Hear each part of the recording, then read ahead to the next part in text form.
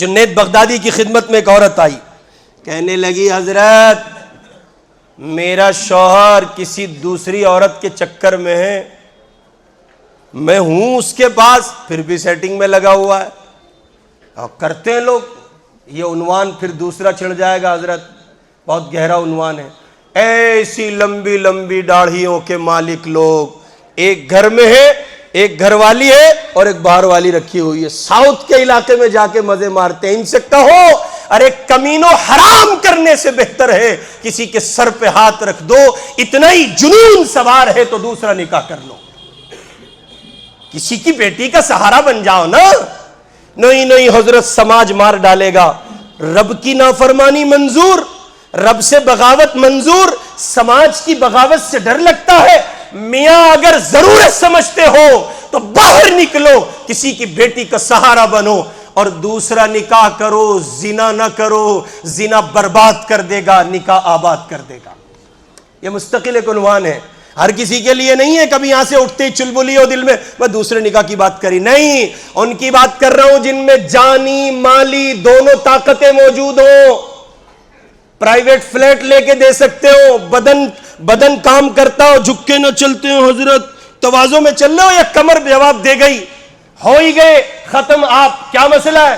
نہیں بس کیا بتاؤں جان نہیں رہی. ہاں پھر ٹھیک ہے، پھر آپ اسی ایک مال پر قناعت کرو، صبح بھی اسی کو دیکھو، دوپہر بھی اسی کو دیکھو، شام بھی اسی کو دیکھو. آپ دوسری بیوی کے لائق اس لیے کہ اس کے حقوق ہیں، اس کی رعایت ہے، جانی اور مالی مضمون ہے، مستقل اللہ نے ایک ذمہ داری لگائی ہے.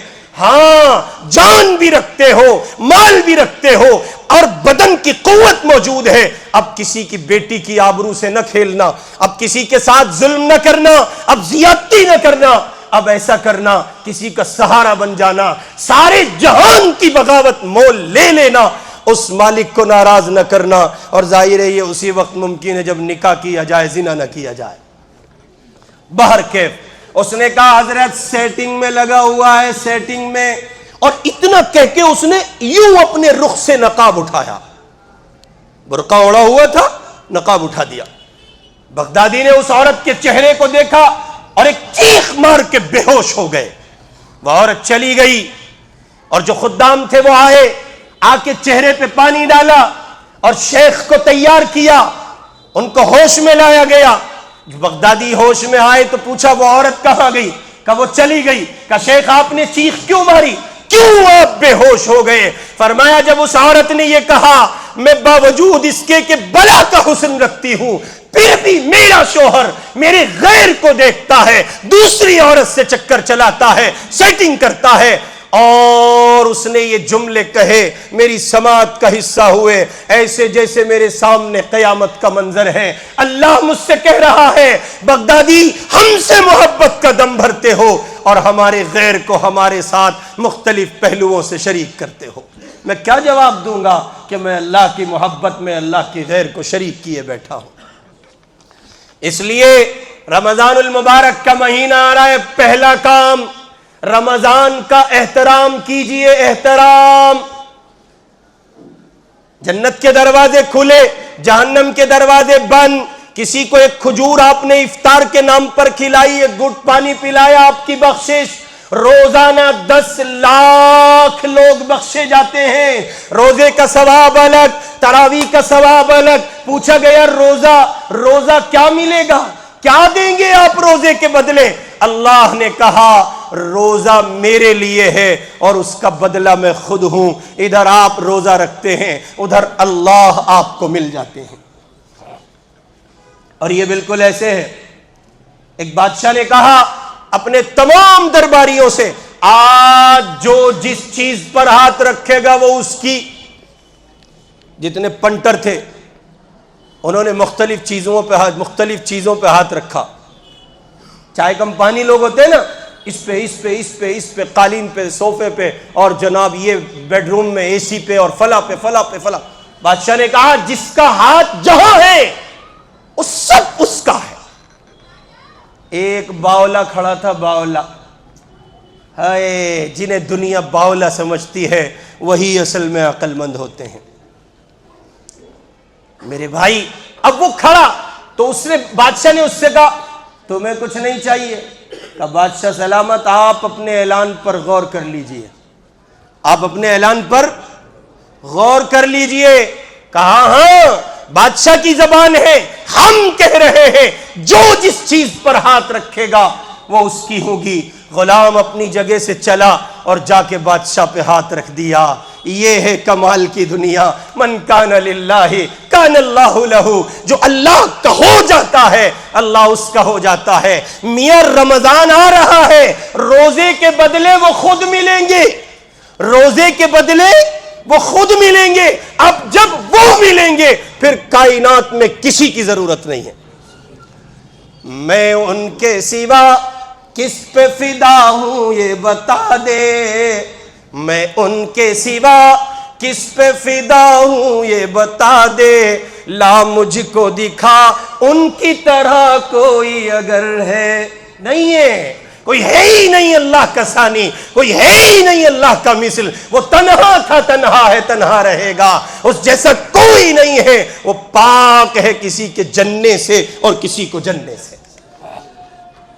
اس لیے یہ بدلا بدلا موسم، یہ بدلی ہوئی فضائیں، یہ حکام کی ترش نگاہیں، یہ لوگوں کا رخ پھیرنا، ہم سے دشمنی کرنا، یہ سب ان کی ناراضگی کا پتہ دے رہا ہے۔ ہمارے حضرت حکیم اختر صاحب رحمت اللہ علیہ کہتے تھے، نگاہ اقربا بدلی مزاج دوستاں بدلا، نگاہ اقربا بدلی مزاج دوستاں بدلا، نظر ایک ان کی کیا بدلی کہ کل سارا جہاں بدلا۔ کچھ نہیں ہے، آپ لاکھ کہیں حضرت، صرف یہی ایک فلسفہ ہے، نظر ایک ان کی کیا بدلی کہ کل سارا جہاں بدلا۔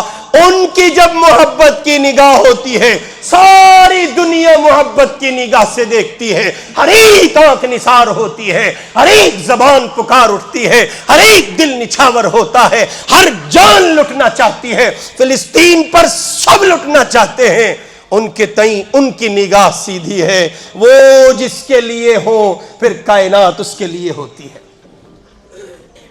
اس لیے رمضان قریب ہے تو یہ شعر اپنے ذہن میں رکھیے۔ شاہ حکیم محمد اختر صاحب رحمت اللہ علیہ کا شعر ہے، اس کو ذہن میں رکھیے۔ آرزوے خون ہو، آرزوے خون ہو، دنیا آپ سے کہے گی میاں صبح ٹھیلی لگائیے، بریانی بیچیے، تہاری پائے، اور تہاری والوں، بریانی والوں، پائے والوں، ہوٹل والوں، اور اللہ کے مسلمان بندو، دنیا تم سے کہے گی صبح سے دوپہر تک اور دوپہر سے شام تک ہوٹل کھول لو، نہ کھولنا، مت کھولنا، صاف کہہ دینا یہ احترام رمضان کے خلاف ہے، بندش ہے، اللہ نہیں چاہتے اور ہم رب کو ناراض نہیں کر سکتے۔ اس شعر پر نظر رکھیے۔ آرزوے خون ہو یا حسرت پامال ہو، اب تو اس دل کو تیرے قابل بنانا ہے مجھے، بس اس پر نظر رکھیے۔ احترام رمضان کے ماحول کو زندہ رکھیے۔ پہلا کام رمضان کا احترام کیجئے۔ پہلا کام کیا کریں گے؟ رمضان کا احترام۔ رمضان کا احترام صرف صفائی نہیں ہے، رمضان کا احترام صرف راشن بھر لینا نہیں ہے، رمضان کا احترام صرف روزے داروں کو کھانا کھلانا نہیں، رمضان کا بنیادی احترام ہے رمضان کی نعمت کا قدر کرنا، اور اس نعمت کی بنیادی قدر کی بنیادی شکل یہ ہے کہ اس نعمت کا استعمال صحیح ہو، اور نعمت کے صحیح استعمال کا طریقہ یہ ہے میرے آپ کے وجود سے، گھر سے، ظاہر سے، اندر سے، باہر سے، اوپر سے، نیچے سے، پورے مسلم معاشرے سے یہ دکھنا چاہیے کہ رمضان چل رہا ہے۔ دکانیں کھلیں گی چائے کی مگر افطار کے بعد، ٹھیلے لگیں گے بریانی کے مگر افطار کے بعد، ٹھیلے لگیں گے تحری کے مگر افطار کے بعد، اس لیے کہ مومن رمضان میں روزہ رکھتا ہے، دن کو روزہ رکھتا ہے، سو وہ رمضان کے احترام کو پامال نہیں کر سکتا۔ آخری بات کہہ رہا ہوں، دل کے کانوں سے سن لیجئے، نزہت المجالس میں لکھا ہے ایک یہودی کا بیٹا رمضان کے مہینے میں روزے کے دن میں باہر گلی میں کھاتا پیتا پھر رہا تھا، مسلمان نہیں تھا۔ کون تھا؟ مسلمان نہیں تھا، یہودی تھا۔ اس کے باپ کو پتا چلا، اپنے بیٹے کو پکڑ کے تنبیہ کی، 2-4 ہاتھ مارے اور کہا تجھے شرم نہیں آتی؟ مسلمانوں کا رمضان چل رہا ہے، ان کے مہینے کے احترام کو کھوتا ہے، پامال کرتا ہے۔ کچھ دن گزرے، اس شہر کے جو بڑے عالم دین تھے انہوں نے خواب میں دیکھا یہودی جنت میں ٹہل رہا ہے۔ پوچھتے ہیں کیسے جنت، کیسے؟ یہودی تھے؟ کہا ہاں یہودی تھا، میں نے اپنے بیٹے کو اس لیے مارا تھا، وہ مسلمانوں کے رمضان کے مہینے کا احترام پامال کر رہا تھا، میں نے اس پر تنبیہ کی، اللہ کو میری ادا پسند آ گئی، مرنے سے پہلے ایمان دے کر کلمہ پڑھوا کے جنت کا حصے دار بنا دیا گیا۔ لوگوں، اگر وہ احترام رمضان پر ایمان دے سکتے ہیں تو رمضان کے احترام نہ کرنے پر ایمان لے بھی سکتے ہیں۔ وہ چھیننے پر مکمل قدرت رکھتے ہیں، وہ غیور ہیں، انہوں نے غیرت کو پیدا کیا ہے۔ اس لیے احترام رمضان، بس یہی ایک سبق ہے، احترام رمضان، احترام رمضان۔ گھر میں جتنے بالغ مرد عورت ہیں سب روزہ رکھیں۔ وہ بڑے میاں بزرگ سن لیں، بزرگ شوگر کا بہانہ لے کر ڈرامے کرنے والے، طاقت کا استعمال کیجئے، ہمت سے کام لیجئے، اگر جان پر بنائے تو توڑ دیجئے گا مگر روزہ رکھیے۔ شادیوں میں کئی گھنٹے لائن میں کھڑے ہو کے منڈپ میں نہیں گزارتے آپ؟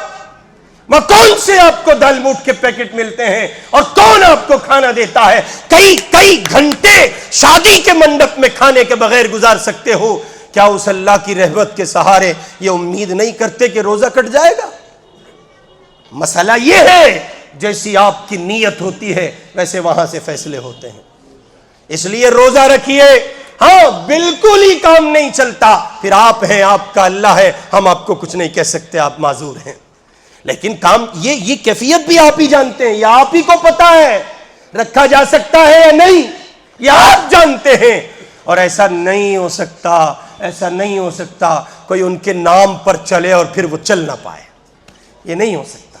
کوئی ان کے نام پر اٹھے اور اٹھ نہ پائے، کوئی ان کا سہارا لے کے کہے میں رکھوں گا، میری سفیدی پر ترس کھائیے، مجھے قوت دیجئے۔ شوگر اپنی جگہ ہے، اس بیماری کے پیدا کرنے والے بھی تو آپ ہیں، اس میں سہارا دینے والے بھی آپ ہی ہیں، مجھ سے روزہ رکھوا لیجئے۔ میں ایسا نہیں آنا چاہتا کہ آپ کے حضور کہلاؤں بے روزے دار آیا ہے، بڑھاپے میں روزہ نہیں رکھا۔ اللہ، صحیح کھائیے، نیت کیجئے، دن کاٹنے کی کوشش کیجئے، جسم سے لڑیے، محنت کیجئے، اور اگر ہمت توڑ جاؤ تو معذور ہو، اور اگر بازی مار جاؤ تو غازی کہلاؤ گے۔ لعلکم تتقون، لعلکم تتقون، تقوی دینا چاہتے ہیں۔ وقت مکمل ہوا، 4 جمعے انشاءاللہ العزیز رمضان المبارک میں 4 ملیں کہ 5، کیلنڈر دیکھیے گا، اسی مناسبت سے گفتگو رہے گی، رمضان کا مہینہ ہے۔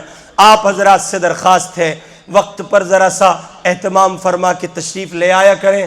12:15 بجے، میں اگرچہ لیٹ ہوتا ہوں لیکن میرے لیٹ ہونے کی وجہ عامتاً سفر ہوتے ہیں، رات بھی بہت تاخیر سے پہنچا، بڑی مشکل سے ہمت کر کے جو ہے کئی دنوں کے بعد لوٹا ہوں۔ آپ حضرات کی محبت، اہل سیلم پور کی محبت، جہان بھر میں، ہندوستان بھر گھومتا ہوں، اس وقت کی پوزیشن الحمدللہ یہ ہے کہ ہندوستان بھر گھومتا ہوں، جہاں جاتا ہوں لوگ اپنی محبت میں پلکیں بچھاتے ہیں، اعزاز اکرام سے کام لیتے ہیں، لیکن یقین مانیے سیلم پور پہنچ کر جو سکون ملتا ہے وہ کہیں نہیں ملتا۔